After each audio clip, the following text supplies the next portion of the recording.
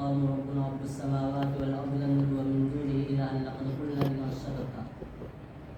درود پاک پڑھنا اللهم صل على سيدنا محمد وعلى سيدنا محمد النبي الأمي وعلى آله وسلم تسليما كثيرا. معزز سامعین کرام اور حاضرین مجلس، اللہ رب العالمین کا بے انتہا کرم ہے، احسان ہے، مہربانی ہے کہ اللہ رب العالمین نے ہم سب کو نماز جمعہ کے لیے اپنے پاک گھر میں آنے کی توفیق عطا فرمائے۔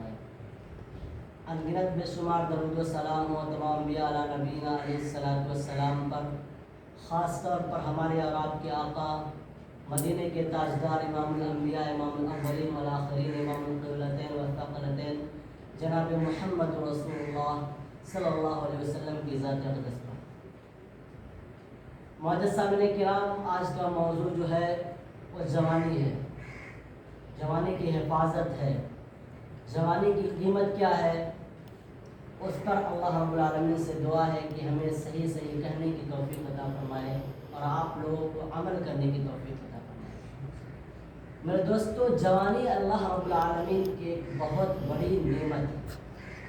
جوانی اللہ رب العالمین کو، جوانی کی عبادت کرنا بندہ جوانی میں جو بھی اللہ رب العالمین کی عبادت کرتا ہے، اطاعت کرتا ہے، فرما برداری کرتا ہے، اس جوانی کی عبادت کرنا اللہ رب العالمین کو بہت ہی پسند ہے۔ جب بندہ جوانی میں اللہ رب العالمین کی خوشنودی کا کام کرتا ہے، جب بندہ جوانی میں اللہ رب العالمین کی اطاعت گزاری کرتا ہے، تو اللہ رب العالمین نہایت ہی بندے سے محبت کرتا ہے، نہایت ہی بندے کے اوپر اپنی رحمت عنایت عطا فرماتے ہیں۔ جوانی میں جو بندہ جو کام کر دیتا ہے، وہ کام شاید کوئی اور نہ کر سکے، بڑھاپے میں وہ کام انجام نہیں ہوتا۔ زندگی کے کئی مراحل ہوتے ہیں، اس میں سے ایک مرحلہ بچپنا ہوتا ہے، دوسرا مرحلہ لڑکپن ہوتا ہے، تیسرا مرحلہ جوانی ہوتا ہے، چوتھا مرحلہ ادھعمر ہوتا ہے، اور پانچواں مرحلہ بڑھاپا ہوتا ہے۔ یہ 5 مراحل میں سے جو عبادت جوانی میں کرنے کا ہے، جو گناہوں پر ندامت سے آنسو بہانے پر ہے، اللہ رب العالمین کو اس 5 لمحوں میں سے کوئی لمحہ جوانی سے زیادہ محبوب نہیں ہے۔ بچپنے میں انسان کو ناسمجھی ہوتی ہے، انسان کو کچھ نہیں معلوم ہوتا ہے، انسان سے گناہ ہوتے ہیں۔ لڑکپن میں بھی انسان گناہ کرتا ہے، جوانی میں بھی انسان گناہ کرتا ہے، اور بوڑھے پر بھی انسان گناہ کرتا ہے، یہاں تک کہ بڑھاپے کے حالت میں بھی انسان سے گناہ ہوتی ہے۔ لیکن جوانی کے اندر جو توبہ کرنے پر، جو گناہ انسان سے ہو جائے، وہ گناہ کی معافی مانگنے پر اور عبادت کرنے پر اللہ کو جو پسند ہے، وہ اور حالت میں اللہ رب العالمین کو اتنا پسند نہیں۔ یہ نوجوانوں کے لیے خاص طور پر اللہ کے پیارے نبی کریم صلی اللہ علیہ وسلم نے ارشاد فرمایا کہ جوانی کی عبادت اللہ کو بہت ہی محبوب ہے۔ اللہ رب العالمین فرشتے سے فخر کرتے ہیں اور فرشتوں سے کہتے ہیں کہ اے فرشتوں، یہ نوجوانی میں گناہ کرنے والا انسان، دیکھو میں نے اس کے اندر شہوتیں ڈالی ہیں، میں نے اس کے اندر خواہشات ڈالی ہیں، میں نے اس کے اندر اچھائی کرنے کا بھی جذبہ ڈالا ہے، برائی کرنے کا بھی جذبہ ڈالا ہے، لیکن وہ بندہ گنہگار ہے، نافرمان ہے، اس سے گناہ ہو جاتا ہے، لیکن گناہ کرنے کے بعد وہ ندامت کا آنسو میرے دربار میں آ کے دیتا ہے، وہ روتا ہے، وہ کہتا ہے یا اللہ میں گنہگار ہوں، یا اللہ مجھ سے جانے نہ جانے میں گناہ ہو گیا، میرے اندر نفس تھا، میرے اندر خواہشات تھی، میرے اندر شیطان تھا، یا اللہ میں کمزور بندہ، یا اللہ میں آپ سے معافی مانگتا ہوں، آپ نہیں معاف کریں گے تو کون معاف کرے گا؟ بندہ اللہ کا محبوب ہو جائے گا۔ جوانی میں توبہ کرنا کس کا کام ہے آپ کو معلوم؟ انبیاء علیہ السلام کا کام۔ آدم علیہ السلام سے جوانی میں بھول ہوا، آدم علیہ السلام نے اللہ سے دعا کیا، اللہم ربنا ظلمنا انفسنا وان لم تغفر لنا وترحمنا لنکونن من الخاسرین۔ اے اللہ، بے شک میرے اندر خامی تھا، یا اللہ میں بھول پر تھا، اگر آپ نے نہ معاف کیا، آپ نے نہیں بخشا تو میں خسارے اٹھانے والے میں سے ہو جاؤں گا۔ یونس علیہ السلام کو جوانی میں بھول ہوا، مچھلی کے شکم میں چلے گئے، انہوں نے لا الہ الا انت سبحانک انی کنت من الظالمین پڑھا، یا اللہ آپ ہی پاک ہیں، یا اللہ اگر آپ نے اس مچھلی کے شکم سے نجات نہ دیا تو کوئی نجات دینے والا نہیں۔ اسی طرح اور بھی انبیاء علیہ السلام کو دیکھ لیجیے، نوجوانی کا توبہ اللہ کو بہت زیادہ محبوب ہے میرے دوستوں۔ ایک شخص کا واقعہ ہے کہ جوانی گناہ کی طرف وہ مائل ہو رہا تھا، گناہ سے بچنے کے لیے اس نے ایک کام کیا۔ یہ واقعہ بہت مشہور ہے۔ اس نے گناہ سے بچنے کے لیے اس نے جو ہے گندگی کو اپنے جسم میں ملا، اور اللہ رب العالمین نے قیامت تک کے لیے اس کے جسم کو مہکا دیا، خوشبو سے معطر کر دیا۔ بزرگان دین نے لکھا اس کی قبروں سے بھی خوشبو آتی تھی۔ اس نے گناہ سے بچنے کے لیے، غلط کام سے بچنے کے لیے گندگی کو، نجاست کو اپنے جسم میں مل لیا تھا۔ وہ زنا سے بچنے کے لیے، غلط کام سے بچنے کے لیے اللہ رب العالمین نے قیامت تک کے لیے اس کے جسم کو خوشبو سے معطر کر دیا۔ یہ نوجوانی کا کام تھا۔ اصحاب کہف کے بارے میں آتا ہے میرے دوستو، قرآن کی جو آیت جمعہ کے دن پڑھی جاتی ہے، جو سورہ کہف پڑھی جاتی ہے، اس میں اللہ رب العالمین نے اصحاب کہف کا تذکرہ کیا ہے۔ آپ کو معلوم ہے اصحاب کہف کون ہے؟ اصحاب کہف کے بارے میں آپ کو پتا ہے؟ اصحاب کہف چند لوگ تھے جو اس زمانے میں ایک بادشاہ تھا، وہ بہت ظلم کرتا تھا۔ اس بادشاہ کے دور میں جو ہے شرک کا کام کیا جاتا تھا، ایک اللہ کو چھوڑ کر غیروں کی عبادت کیا جاتا تھا۔ لیکن کچھ لوگ ایسے تھے جو اللہ پر توکل کرتے تھے، اللہ کو مانتے تھے۔ اس بادشاہ سے بچنے کے لیے غار میں انہوں نے پناہ لیا۔ وہ ظالم متکبر بادشاہ تھا، کسی کو اگر اللہ کی عبادت کرتے ہوئے دیکھ دیتا تھا تو پھانسی لگا دیتا تھا، اس کا قتل کرا دیتا تھا، اسے طرح طرح کی تکالیف مصیبت دیتا تھا۔ وہ انہوں نے ایک غار میں پناہ لیا اس بادشاہ سے، اور اللہ رب العالمین نے اس غار میں، آپ کو معلوم 300 سال یا 350 یا 150 سال، تاریخ میں کئی واقعات لکھے ہیں، اللہ رب العالمین نے انہیں اس غار میں سلا دیا۔ اور واقعہ یہ ہے وہ ایسے سو گئے کہ ان کا ایک گدھا بھی، ایک کتا بھی تھا، کلب کا نام ہے، کلب مانے کتا ہوتا ہے، اس کتے کو بھی اللہ نے نیند دے دیا۔ اور 350 سال سونے کے باوجود انہیں نہیں معلوم چلا کہ میں نے 350 سال سویا ہے۔ انہیں ایسا محسوس ہوا ہم نے 1 دن یا 2 دن سویا ہے۔ جب وہ نیند سے بیدار ہوئے تو بادشاہ کا دور تھا، وہ بادشاہ کا دور ختم ہو چکا تھا، ایک نیک بادشاہ کا دور آ چکا تھا۔ وہ جب جو سکہ تھا اس زمانے کا، جو ان زمانے میں جو تھے بادشاہ کا، وہ سکہ بدل چکا تھا، کیونکہ وہ سکہ بادشاہ کے دور کا دوسرا سکہ تھا، ان لوگوں کا پہلے کا سکہ تھا۔ جب وہ کھانا منگانے کے لیے، روٹی منگانے کے لیے بازار میں گئے تو انہوں نے سکہ لے کر گئے، تو اس دور کے جو تاجر لوگ تھے، تجارت کرنے والے تھے، انہوں نے اس سکے کو دیکھا، انہوں نے کہا 300 سال 400 سال پرانا سکہ ہے، اس زمانے کا بادشاہ کا ہے، کہاں سے یہ سکہ ہے؟ یہ سکہ تو بند ہو گیا ہے، یہ سکہ کا کوئی وجود نہیں ہے۔ تو پتہ لگایا گیا، تو جب بادشاہ ان کو طلب کیا، ان کا واقعہ سنا، میرے دوست تو بادشاہ بھی بہت ہی نیک تھا، مسلمان تھا، تو اللہ رب العالمین نے اس کا تذکرہ پورا قرآن میں کیا ہے۔ بادشاہ بھی تعجب کیا، یہ اللہ کے ولی جو ہوتے ہیں، جو نیک لوگ ہوتے ہیں، جو اولیاء اللہ ہوتے ہیں، جو جوانی کی حفاظت کرتے ہیں، اللہ رب العالمین جو جوانی کی عبادت کرتے ہیں، ان کی حفاظت اس قدر ہوتا ہے، اس قدر کرتا ہے اللہ رب العالمین۔ تو میرے دوستو، یہ جو جوانی اللہ نے آپ کو دیا ہے، یہ عمر دیا ہے، اس کی قدر کریں۔ یہ جوانی کی عبادت اللہ کو بڑھاپے کی عبادت سے کئی گنا زیادہ پسند ہے۔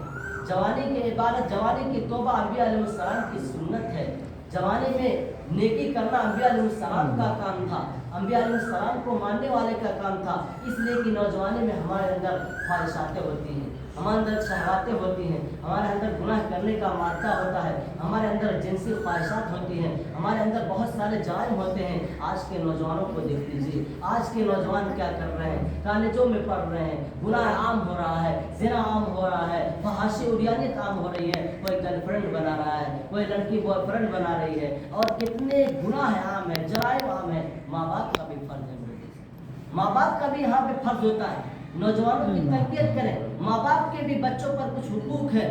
حقوق کیا ہے آپ کو معلوم؟ اللہ کے پیارے نبی کریم صلی اللہ علیہ وسلم نے ارشاد فرمایا، ہر ماں باپ کا اپنے بچے پر حق ہے، حقوق ہے۔ وہ حقوق اللہ کے پیارے نبی کریم صلی اللہ علیہ وسلم نے فرمایا، سب سے پہلا حق کیا ہے کہ بچہ جب پیدا ہو تو اس کے لیے عقیقہ کیا جائے، ولیمہ کیا جائے، جو بھی کیا جائے، اور دوسرا نام اس کا اچھا نام رکھا جائے، بہترین نام رکھا جائے، اور اولیاء اللہ کا نام رکھا جائے، یا انبیاء علیہ السلام کے نام پہ رکھا جائے، بزرگان دین کے نام پہ رکھا جائے، کوئی بہترین نام منتخب کر کے رکھا جائے۔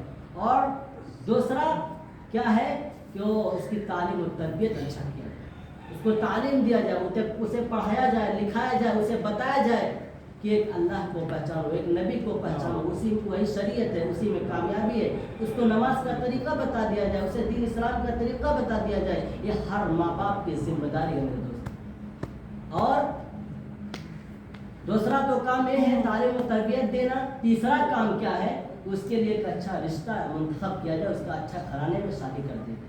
یہ 3 حقوق بہت ہی ضروری ہے میرے دوست۔ اور بھی بہت سارے حقوق ہیں، اس کی تربیت و تعلیم کے تعلق سے ہے، اس کی دنیا کی بھی آخرت کی بھی تعلیم دیا جائے، لیکن دنیا کے چکر میں اس کی آخرت نہ خراب کیا جائے۔ اس کو دین کی اتنی تعلیم دے دیا جائے کہ وہ شریعت جان جائے، وہ دین اسلام جان جائے، وہ حلال و حرام جان جائے، وہ یہ جان جائے کہ مجھے کہاں سے کمانا ہے، کہاں سے کھانا ہے، حلال راستہ کمانے کا کیا ہے، حرام راستہ کمانے کا کیا ہے۔ وہ یہ جان جائے میں جو کما رہا ہوں حلال طریقے سے کما رہا ہوں، جو پہن رہا ہوں حرام طریقے سے پہن رہا ہوں یا حلال طریقے سے پہن رہا ہوں، جو میں اپنے اوپر اپنے جسم میں جو لقمہ اتار رہا ہوں وہ حلال طریقے سے حرام طریقے سے۔ اللہ کے پیارے نبی کریم صلی اللہ علیہ وسلم نے ارشاد فرمایا جو شخص حرام کا ایک بھی لقمہ اپنے جسم میں ڈالتا ہے اللہ رب العالمین اس کی دعا کو کبھی قبول نہیں کرتا۔ اللہ رب العالمین اس کی دعا کو رد کر دیتا ہے۔ وہ کسی اولیاء سے دعا کرائے، کسی پیر سے دعا کرائے، کسی اولیاء سے دعا کرائے، کسی مولانا سے دعا کرائے، اس کی دعا اللہ قبول ہی نہیں کرتا۔ میرے دوستو حلال کا آپ چاہتے ہیں کہ آپ کو دعا قبول کیا جائے تو آپ حلال کمائیے۔ آپ اپنے اولاد کی تربیت دیجیے، اپنے اولاد کو اتنا علم دیجیے کہ نماز کا طریقہ کیا ہے، نماز کیسے پڑھا جاتا ہے، قرآن پڑھا جاتا ہے، قرآن کیسے پڑھا جاتا ہے۔ یہ چیزیں ہر والدین کے اوپر فرض ہے۔ اگر آپ نے اولاد کو صرف دنیا کمانا سکھا دیا، صرف پیسہ کمانا سکھا دیا، صرف جو ہے دنیا کی حرص و حبس میں ڈال دیا تو کل قیامت کے دن آپ کی پکڑ ہوگی، آپ کو پکڑا جائے گا اور اللہ کے دربار میں کہا جائے گا کہ تم نے اپنے اولاد کو کیوں علم دین نہیں سکھایا، تم نے اپنے اولاد کو کیوں اچھا نام نہیں رکھا، تم نے اپنے اولاد کو کیوں نہیں اچھے گھرانے میں رشتہ کیا، دیندار گھرانہ کیوں نہیں دیا، کیوں جاہل گھرانہ دیا۔ یہ میرے دوستوں پکڑ ہوگی۔ آئیے ایک روایت پیش کرتے ہیں۔ اللہ کے پیارے نبی کریم صلی اللہ علیہ وسلم نے ارشاد فرمایا ایک نوجوان تھا، وہ نوجوان اپنے والد کا شکایت لے کے اللہ کے پیارے نبی کریم صلی اللہ علیہ وسلم کے دربار میں حاضر ہوتا ہے۔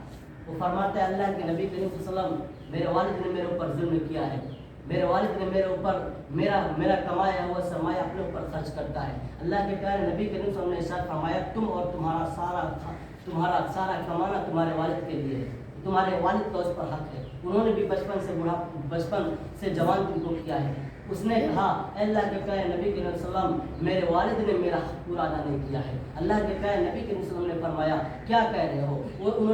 اس نے فرمایا اے اللہ کے نبی کریم صلی اللہ علیہ وسلم میرے والد نے میرا ایک نام رکھا ہے، وہ نام عربی میں ہے، اس کا معنی یہ ہوتا ہے کہ اسے کیڑا یا کسی طرح کچھ اور جملہ بنایا جاتا ہے، اسے عربی میں کیڑا یا کوئی جانور کا نام بتایا جاتا ہے۔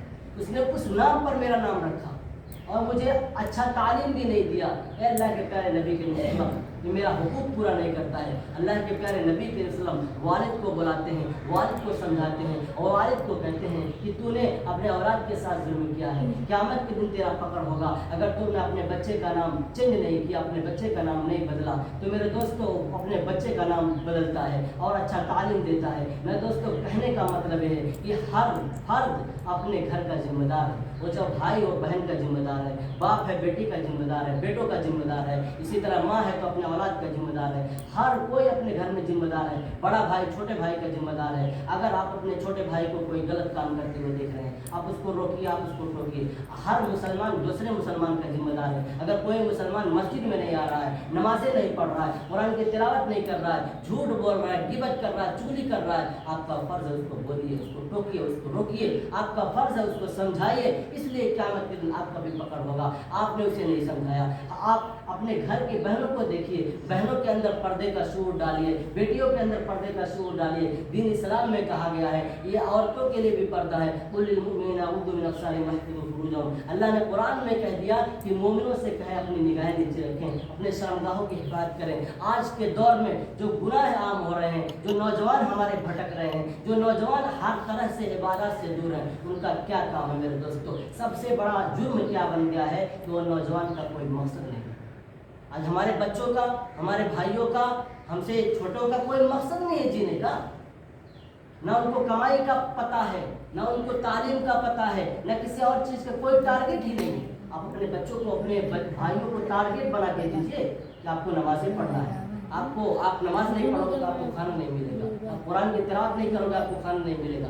آپ ایک کام نہیں کرو گے تو آپ کو نہیں مانتا ملے گا. تو جب آپ ٹارگیٹ بنائیں گے تو لائن پہ خود بخود آ جائے گا. لیکن ہمیں پابندیاں نہیں لگاتے ہیں, ہمیں نہیں پوچھتے ہیں وہ بچہ کما کے کہاں سے لا رہا ہے, کہاں سے دے رہا ہے. ہم نہیں پوچھتے ہیں کہ وہ جو اولاد ہے وہ نمازیں پڑھا ہے کہ نہیں پڑھا ہے. جب ہم خود نہیں پڑھتے تو بچوں کو کہاں سے دیں گے.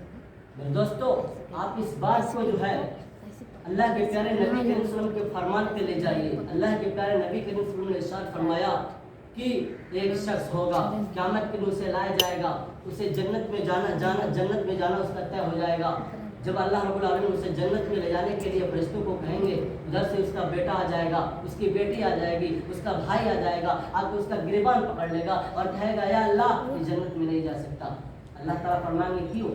کہے گا یا اللہ اس نے مجھے دین کی تعلیم نہیں دیا, دنیا کی تعلیم. بیٹا کہے گا اللہ مجھے دین کی تعلیم نہیں دیا, دنیا کی تعلیم دے دیا, دنیا سکھا دیا کیسے کمانا ہے, کیسے چلانا ہے گھر, لیکن اس نے نماز کا طریقہ نہیں بتایا, اس نے دین اسلام کو نہیں بتایا, حلال حرام نہیں بتایا, اس نے کوئی شریعت کی چیزیں نہیں بتائی. یا اللہ یہ میرا ذمہ دار ہے, یہ باپ تھا, میرا بچپن تھا, مجھے کچھ نہیں معلوم, کوئی عقل و شعور نہیں تھا, اس کی ذمہ داری تھی, اس نے مجھے پیدا کیا تھا, لیکن یا اللہ اس نے مجھے نہیں سکھایا, اس کی پکڑ کریے. پھر بیٹی کہے گی یا اللہ شریعت میں پردہ تھا, میں اسی طرح نکل جاتی تھی گھر سے, میں میک اپ کر کے چلتی تھی, میرے بوائے فرینڈ تھے, میرے اور بھی بہت سارے ناجائز تعلقات تھے, مجھے نہیں معلوم تھا, مجھ سے گناہ ہو جاتا تھا, لیکن یہ باپ مجھے نہیں سمجھاتا تھا, مجھے نہیں بتاتا تھا یہ ناجائز ہے, غلط. یا اللہ یہ میرا مجرم ہے, یا اللہ اس نے مجھے پیدا کیا, نہیں سمجھایا, مجھے پردہ نہیں کرایا, مجھے عادت نہیں دلایا, یا اللہ مجھے کبھی نہیں یہ بولا, میں گناہ کرتی تھی. تو پھر اسی طرح بھائی آئے گا, بیٹا آئے گا, بیٹی آئے گی, ہر کوئی اس کے خلاف ہو جائے گا. اللہ رب العالمین اسے جو ہے پھر سزا کے طور پر اسے جہنم میں ڈالے گا. آپ بھی چاہتے ہیں ایسا ہونا؟ کیا آپ بھی چاہتے ہیں جہنم میں جانا؟ کیا آپ بھی چاہتے ہیں اللہ رب العالمین آپ کی پکڑ کرے؟ اگر آپ نہیں چاہتے ہیں تو آپ کان کھول کر سن لیجئے, صرف آپ کو جہنم سے نہیں بچنا ہے, اپنے اولاد کو بھی جہنم سے بچانا ہے. قرآن کریم میں اللہ رب العالمین نے فرما دیا کہ اے انسانوں, اے لوگوں, اللہ رب العالمین نے فرمایا اس جہنم کے عذاب سے اپنی آل اولاد کو, اپنے بیوی بچوں کو بچاؤ جس جہنم کا ایندھن انسان اور پتھر ہوں گے. آپ غور کریے میرے دوستو کہ اللہ رب العالمین نے پتھر بھی جہنم کا جو ہے ایندھن بتایا ہے اور انسان کو بھی ایندھن بتایا ہے.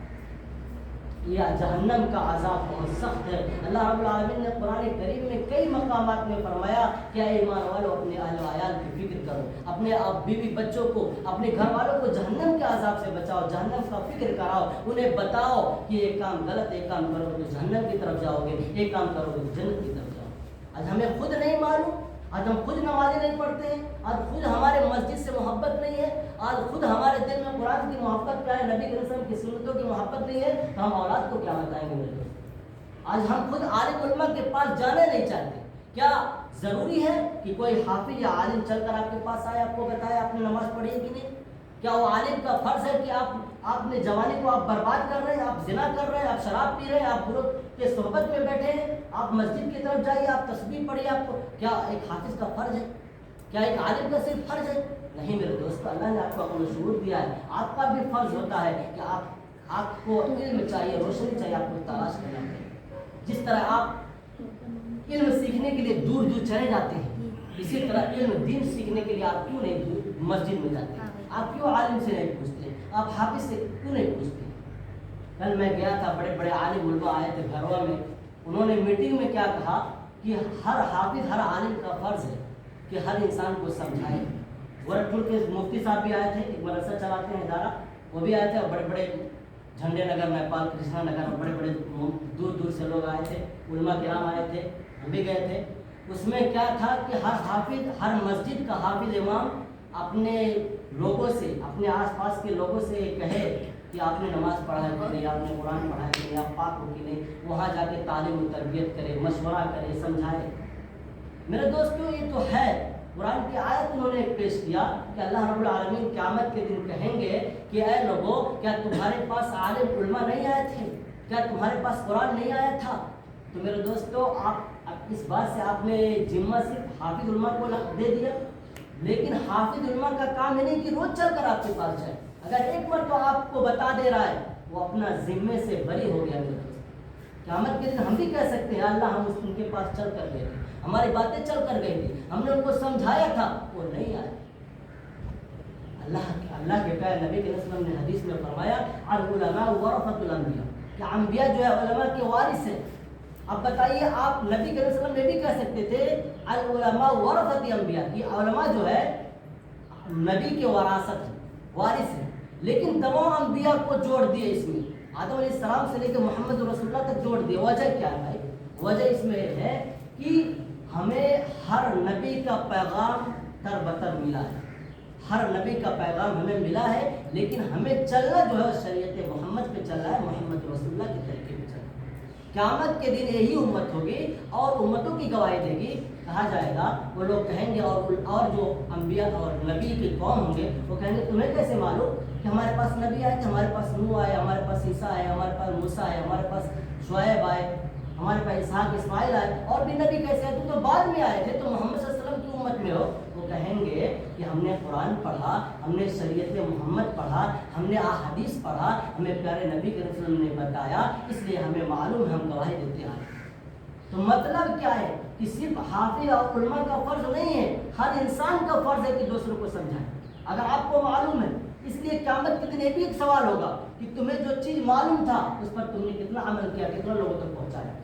اب آپ کو معلوم ہے، میں نے کہہ دیا، اب آپ کا فرض بنتا ہے کہ دوسرے بھائی کو بتائیں، آپ کا فرض بنتا ہے کوئی گناہ کرتا ہوا دیکھے تو آپ اس کو سمجھائیں۔ یہ جوانی اللہ کی بہت بڑی نعمت ہے میرے دوست، بڑھاپے کا توبہ بھی اللہ کو بہت پسند ہے۔ ایک بات یاد رکھیے، بڑھاپے میں بھی جب بندہ توبہ کرتا ہے، اللہ سے معافی مانگتا ہے، داڑھی پک جاتی ہے، اللہ سے توبہ کرتا ہے، تو اللہ کو بہت محبوب بندہ ہوتا ہے۔ لیکن ایک حدیث آپ کو بتاتا چلوں، قیامت کے دن جب عرش الہی کے علاوہ کوئی سایہ نہیں ہوگا، دھوپ ہوگا، اس وقت ایک ایسا بھی شخص ہوگا جسے اللہ رب العالمین اپنا زمین، اپنا عرش دیں گے، وہاں ایک دم سایہ ہوگا، آرام کی جگہ ہوگا۔ جب سورج نیزہ پہ آ جائے گا، باپ بیٹے سے بھاگے گا، اس وقت کون ہوگا آپ کو معلوم؟ ایک وہ نوجوان بھی ہوگا جو اللہ کی خوف سے، اللہ کی محبت سے، اللہ کی عبادت سے اپنے دل کو مطمئن کرتا تھا۔ وہ نوجوان ہوگا جو اللہ کی محبت میں روتا تھا، اپنے گناہوں کی، جو نوجوانی میں اپنے گناہوں کو یاد کر کے روتا تھا، اللہ سے معافی مانگتا تھا، اللہ کی عبادت کرتا تھا۔ اس وقت عالم علماء، وہ انسان جو ہے انبیاء علیہ السلام کے صف میں کھڑا ہو۔ اتنا بڑا اعزاز، اتنا بڑا جو ہے اللہ رب العالمین مرتا دے رہے ہیں۔ اللہ رب العالمین سے دعا ہے کہ اللہ رب العالمین ہمیں اپنی عمر کی قدر کرنے کی توفیق عطا فرمائے، ہمیں اپنے نوجوانی کی قدر کرنے کی توفیق عطا فرمائے، ہم اپنے اولادوں کو، اپنے بھائیوں کو، اپنے دوستوں کو، اپنے مسلم بھائیوں کو سمجھانے والے بنے۔ ہمارا فرض ہے اور خود اصلاح کریں۔ اس لیے جب تک ہم اپنے گریبان میں نہیں جھانکیں گے، جب تک ہمیں اپنا عیب نظر نہیں آئے گا، تب تک ہم دوسروں کا اصلاح نہیں کر سکتے۔ جب ہم خود اپنا گناہ دیکھیں گے، ہم نے نمازیں چھوڑی ہے، ہم نے فجر چھوڑا، ہم نے ظہر چھوڑا، ہم نے فلاں نمازیں چھوڑی، ہم نے فلاں گناہ کیا، ہم سے فلاں جھوٹ ہوا، ہم سے فلاں غیبت ہوا، چغلی ہوا، ہم نے فلاں کو برا سمجھا، جب تک ہم معافی نہیں مانگیں گے، جب تک اپنا گناہ نہیں اقرار کریں گے، تب تک کوئی لعنت نہیں ہے، تب تک کوئی آپ کی باتیں نہیں مانے۔ جب آپ خود کے گریبان میں ڈالیں گے ہاتھ، جب آپ خود کے گریبان میں جھانکیں گے، جب آپ خود کے بارے میں سوچیں گے، تب جو ہے آپ کی باتیں مانی جائیں گی، تب آپ کو سمجھا جائے گا، تب لوگ آپ کی قدر کریں گے۔ ورنہ آپ کے اندر بھی وہ گناہ ہوں گے، آپ نے بھی نمازیں چھوڑی، دوسروں کو کہہ رہے ہیں، آپ کی بھی پکڑ۔ جو کہیے وہ کریے، جو کریے وہ کہیے میرے دوست۔ اللہ رب العالمین سے دعا ہے کہ اللہ رب العالمین ہمیں عمل کرنے کی توفیق عطا فرمائے۔ زندگی کے ایام جو ہمیں بچا ہے، جو اللہ نے دیا ہے، موت سے پہلے ہمیں آخرت کی تیاری کرنے کی توفیق عطا فرمائے، ہمیں دوسروں کی اصلاح کرنے کی توفیق عطا فرمائے، اور ہمارے جو بھائی دین اسلام کے فطرت سے دور ہیں، اللہ رب العالمین انہیں ہدایت عطا فرمائے۔ آمین۔ وآخر دعوانا الحمدللہ۔